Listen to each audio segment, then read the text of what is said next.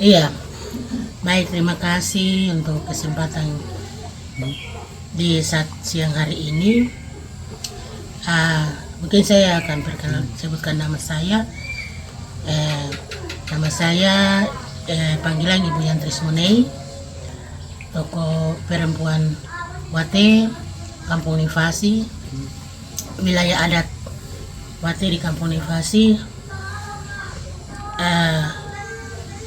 Yang perlu saya sampaikan ke publik bahwa di mana sementara Kalimosairo yang mengalir di atas wilayah kami ini, kami ada bawa PT Kristalin, perusahaan untuk mengelola hasil emas di dalam.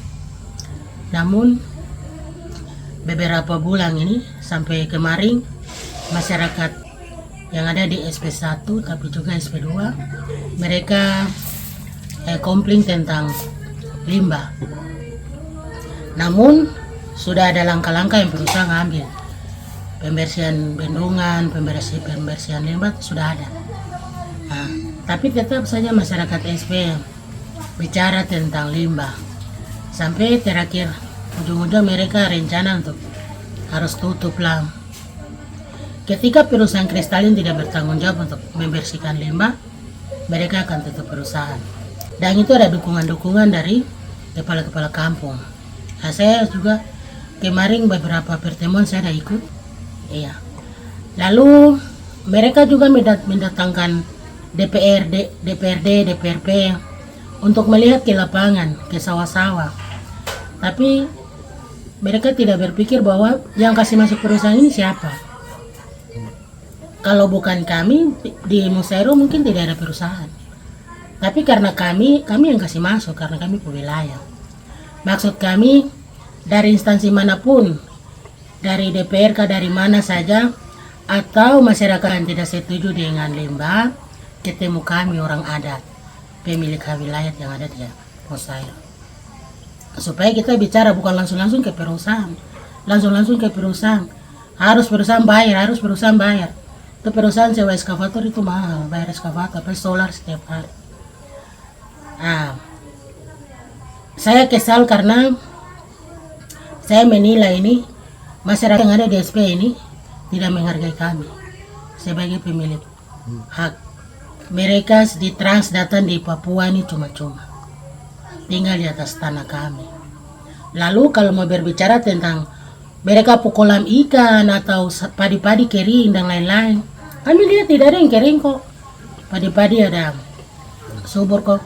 Ya mungkin dari air saja yang belum terlalu bagus, tapi kan pasti juga akan bagus. Artinya begini, kami minta kasih kami waktu untuk kami juga memakan, karena perusahaan ini kerja pakai waktu. Mungkin 1-2 bulan ke depan dia juga akan keluar ketika pekerjaan selesai. Seterusnya dari itu bertahun-tahun pasti kamu nikmati air yang bersih. Iya. Pertanyaan saya untuk masyarakat yang ada di SP, ketika perusahaan ini keluar, terus kamu nikmati air yang bersih, apa yang kamu kasih buat kamu? Kamu pakai air masuk bersih di sawah-sawah ini, kamu bayar berapa? Tapi saya lihat masyarakat ini semakin hari semakin gara-gara. Tidak hargai kami, padahal kami hargai mereka. Kami kasih tempat cuma-cuma, pemerintah bawa trans ini masuk. Jadi kalau mereka tidak mau stop, kami juga akan tuntut kami pihak ke pemerintah. Entah pemerintah tidak mampu untuk menjawab, trans dikembalikan. Kalau pemerintah mampu untuk jawab kami permintaan, oke. Iya, terus air itu Tuhan itu dijadikan air untuk orang Papua. Kami untuk nikmati air itu. Iya, jadi harus dorang ada di sini itu harus nikmati.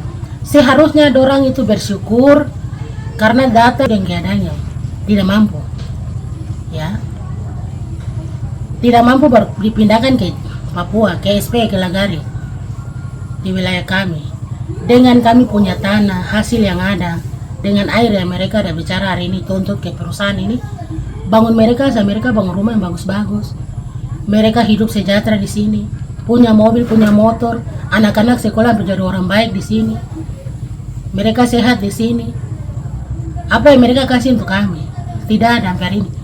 Sedangkan kami yang punya tempat, kami hidup begitu saja. Makanya dengan perusahaan kami kasih masuk untuk olah kami pu hasil di dalam, jangan batasi kami.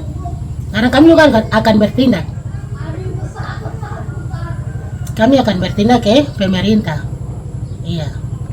Ada langkah-langkah yang akan kami ambil untuk bertindak, mulai dari yang saya bicara ini. Setelah itu kalau mereka tidak mau mengalah, tidak masih mau tuntut perusahaan segala macam ini, kami juga akan bertindak ke perusahaan.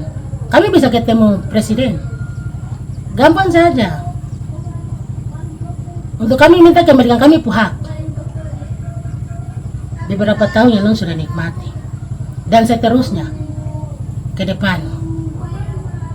Jadi saya ingatkan untuk kepala distrik, kepala desa, SP 1, 2, 3 dan seterusnya, jangan mempersulitkan kami. Kalau Bapak udah mampu untuk setiap bulan kasih makan kami, silakan tutup, perusahaan menyimpan, kasih makan kami. Kami sakit, kami mati, kami punya keperluan, semua dong tanggung. Bisa kah? Bisa dong jawab. Kalau tidak bisa, tidak mampu, jangan, tidak boleh.